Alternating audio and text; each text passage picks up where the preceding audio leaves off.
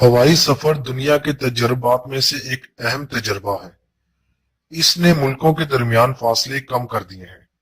ایک زمانہ تھا جب ہواؤں میں صرف پرندے اڑا کرتے تھے اور انسان کی ہمیشہ سے خواہش رہی تھی کہ وہ بھی پرندوں کی طرح ہوا میں اڑ سکے۔ انسان کی یہ خواہش تب پوری ہوئی جب پہلا انسان ہوا میں اڑا۔ وہ انسان فرانس کے شہر پیرس سے تھا جو 1783 میں ایک بڑے غبارے میں گرم ہوا بھر کر اس کی مدد سے اڑا تھا۔ وہ تقریباً 25 منٹ تک ہوا میں رہا تھا۔ اسی سال دو اور فرانس کے شہریوں نے غبارے میں ہائیڈروجن گیس بھر کر ہوا کے ذریعے 27 میل کی ایک لمبی پرواز کی۔ اس کا ایک خاص عیب یہ تھا کہ غبارے اور پرواز کی سمت کو قابو میں رکھنا مشکل تھا، اس لیے بہت سے لوگوں نے غبارے پر قابو پانے کے لیے کوششیں بھی کی۔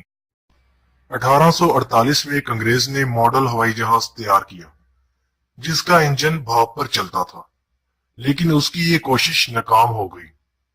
1852 میں ایک فرانس کے رہنے والے نے بہت کم رفتار والا صرف 5 میل فی گھنٹہ کی رفتار سے اڑنے والا ہوائی جہاز تیار کیا۔ 1884 میں دو فرانس کے انجینئرز نے ہوائی جہاز بنایا جس میں الیکٹرک موٹر تھی اور یہ جہاز 13 میل فی گھنٹہ کی رفتار سے اڑا۔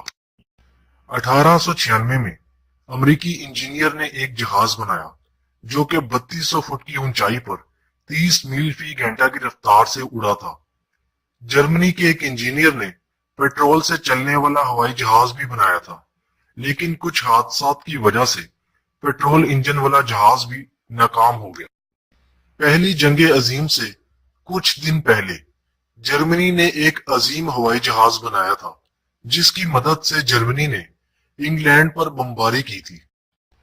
پہلی جنگ عظیم سے پہلے ہوا بازی کو اتنی اہمیت نہیں دی گئی کیونکہ ہوا میں اڑنے کو ایک خطرناک کھیل سمجھا جاتا تھا، لیکن جنگ عظیم اول کے دوران جرمن جنگی جہازوں نے انگلینڈ میں بڑی تباہی مچائی۔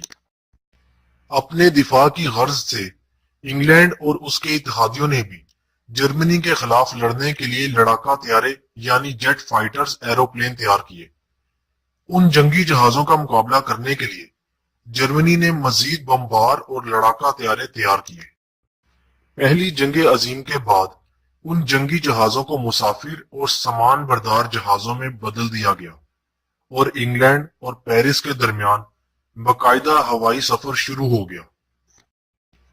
1919 میں بحر الکاہل کے سمندر کو ہوائی جہاز کی مدد سے پار کیا گیا۔ اس کے بعد لوگوں نے محسوس کیا کہ وہ دن دور نہیں جب ایک عام آدمی بھی ہوائی جہاز کا سفر کر سکے گا۔ 1930 میں انگلینڈ اور یورپ کے درمیان باقاعدہ ہوائی سروس شروع ہوئی۔ اس وقت تک جرمنی ہوائی جہاز کی صنعت میں سب سے آگے نکل چکا تھا، لیکن اس کی صنعت کو زوال تب آیا جب 1939 میں اس کے دو بڑے جہاز ہوا میں تباہ ہو گئے۔ دوسری جنگ عظیم کے دوران جہاز کو ترقی دینے پر بڑی توجہ دی گئی۔ جہاز کی رفتار کو مزید تیز کیا گیا۔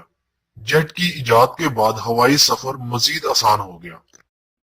اب جہاز 500 کلومیٹر فی گھنٹہ کی رفتار سے اڑ سکتے تھے۔